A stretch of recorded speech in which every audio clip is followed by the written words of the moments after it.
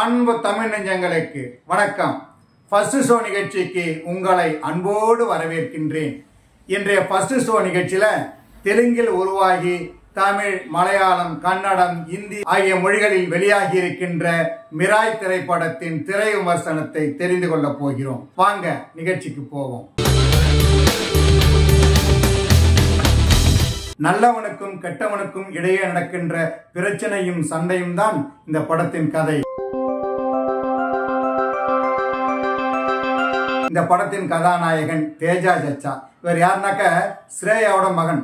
ஒரு காலகட்டத்தில் தாயும் மகனும் பிரிஞ்சிருப்பாங்க. அது ஏன் பிரிஞ்சாங்கிறது கதை இருக்குது. அதுக்கு முன்னாடி இவர் இளைஞனா இருக்கிறாரு, அனாதையா வளர்றாரு, நல்ல ஃப்ரெண்ட்ஸுகளோட பழகுறாரு, துணிச்சலாக நிறைய விஷயங்களை எதிர்கொள்வார். அவர்கிட்ட நிறைய திறமைகள் இருக்கும். அவருக்கே அது ஆச்சரியமா இருக்கும். இந்த நேரத்துல கதாநாயகி ரித்திகா கதாநாயகனை சந்திக்கிறாரு. நிறைய பேச விரும்புறாரு. ஆனா கதாநாயகன் பிடி கொடுக்காம விலகி போறாரு. ஆனா கதாநாயகி விடல. உன்னிட்ட ஒரு உண்மையை சொல்லணும், அதுக்காக தான் நீ பிறந்திருக்க, இந்த விஷயத்தை நீ தான் நடத்தணும் அப்படின்னா சொல்லுவாரு. இவருக்கு முதல்ல புரியாது. ஆனா போக போக கதாநாயகி சொல்றதெல்லாம் உண்மை அப்படிங்கிற எண்ணம் கதாநாயகனுக்கு வந்துடும். கதாநாயகி சொன்னபடி அந்த முத்திரையை மனசுல ஏந்தி நினைச்சு பாக்குறாரு. அவர் வயிற்றுக்குள்ள இருக்கும்போது அவங்க அம்மா சொன்னதெல்லாம் அவரு கேட்குது. அம்மாவோட குரல் கேட்குது, அம்மா சொல்ற விஷயங்கள்லாம் கேட்குது. அதனால சம்மதிக்கிறாரு. மிராய்னு ஒரு கோல் இருக்குது, அந்த கோலை நீ கையில் எடுக்கணும், அது சக்தி வாய்ந்தது, இந்த உலகத்தை அழிக்கணும்னு ஒருத்தன் நினைக்கிறான், அவன்கிட்ட இருந்து இந்த உலகத்தை காக்கிறதுக்கு அந்த மிராய் தேவையா இருக்குது, அது உன் மூலமா தான் நடக்கும் அப்படின்னு சொல்றாரு. அந்த மிராய் கோலை எடுக்க நான் வர்றேன் அப்படின்னு சொல்றாரு. அதுக்காக கதாநாயகி வழிகாட்டுறாரு. அந்த காலத்துல கலிங்க போருக்கு பிறகு மன்னர் இருக்கார்ல அசோகன், அவர் சில புத்தகங்கள் எழுதியிருப்பார். 9 புத்தகங்கள். சாகா வரம் பெறக்கூடிய ரகசியத்தை மறைத்து வைத்திருப்பார். அந்த புத்தகம் தீய சக்திகள் கையில் கிடைக்காத அளவுக்கு 9 வீரர்களிடம் கொடுத்து பாதுகாக்கிறார். அதை மோப்பம் பிடிக்கும் இந்த கால மந்திரவாதி மனோஜ் மஞ்சு அந்த புத்தகத்தை தேடி அதை பாதுகாப்பவர்களை கொன்று அதை கைப்பற்றுகிறார். அதுல 9வது புத்தகத்தை கைப்பற்ற நினைக்கும் போது மிராய் கோலோட போய் கதாநாயகன் எதிரில் நிற்கிறார். கதாநாயகன் எதிரில் நிற்கும் போது வில்லன் சும்மா இருப்பாரா? தேஜா சச்சாவுடன் மோதுகிறார். மனோஜ் மஞ்சு சகல வித்தைகளையும் அறிந்தவர். அவர் மந்திர சொல்லுக்கு நிறைய விஷயங்கள் கட்டுப்படும். அதையெல்லாம் கடந்து மனோஜ் மஞ்சுவிடம் போரிட்டு தேஜா சச்சா எப்படி வெற்றி பெறுகிறார் என்பது மீதி படம்.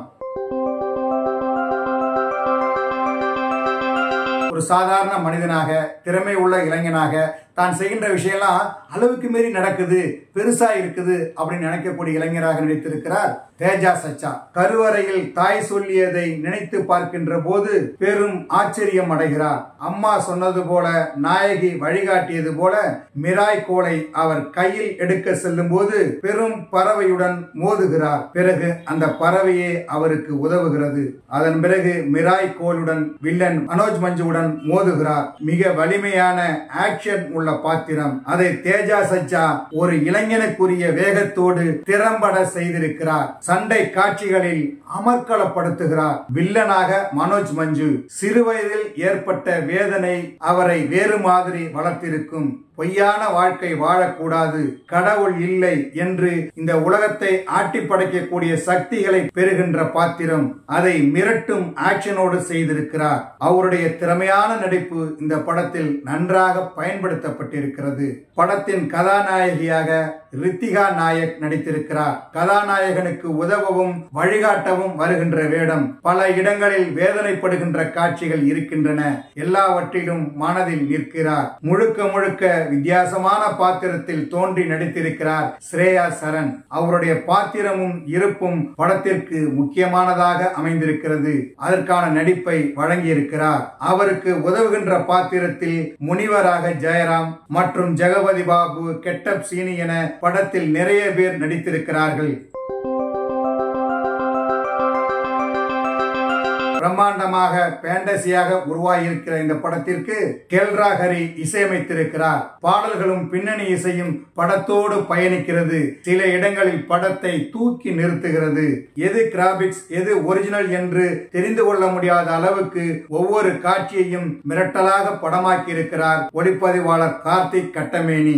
கலை இயக்குனர் ஸ்ரீ நாகேந்திர தங்கலான், எடிட்டர் ஸ்ரீகர் பிரசாத், VFX குழுவினர் என படத்தில் நிறைய பேர் உழைத்திருக்கிறார்கள். ஒவ்வொருவருடைய உழைப்பும் படத்தின் ஒவ்வொரு பிரேமிலும் தெரிகிறது. இந்த படத்தின் கதை எழுதி இயக்கியிருக்கிறார் கார்த்திக் கட்டமேனி. அந்த காலத்தையும் இந்த காலத்தையும் இணைக்கின்ற ஒரு ஃபேண்டசி படம். ஒவ்வொரு காட்சியும் ஆக்ஷன் பிரமாண்டம் என்று நம்மை திரையோடு கட்டி போடுகிறது. பல காட்சிகளை ரசிக்கிற மாதிரி எடுத்திருக்கிறார். மந்திரக்காரனுக்கும் நல்லவனுக்கும் இடையே நடக்கின்ற மோதல் தான் கதை என்றாலும் பல போராட்டங்களுக்கு பிறகு நல்லவன் ஜெயிப்பான் என்கிற கதையை சுவாரஸ்யம் குறையாமல் கொடுத்திருக்கிறார். மிராய் ராமன் கையில் உள்ள வில் அம்பு வெற்றிதானே? என்ன நேயர்களே, மிராய் திரைப்படத்தின் திரை விமர்சனத்தை தெரிந்து கொண்டீர்களா? சரி, தமிழ் வலைக்காட்சியை தொடர்ந்து பாருங்கள். தமிழ் வலைக்காட்சியை லைக் பண்ணுங்க, ஷேர் பண்ணுங்க, கமெண்ட் பண்ணுங்க, சப்ஸ்கிரைப் பண்ணுங்க. தமிழ் வலைக்காட்சியின் புதிய அப்டேட்டுகள் உடனுக்குடன் உங்களுக்கு தெரிய வர அருகில் உள்ள பெல் பட்டனை மறக்காமல் அமுக்குங்க. கலை இலக்கியம் யாவும் மக்களுக்கே.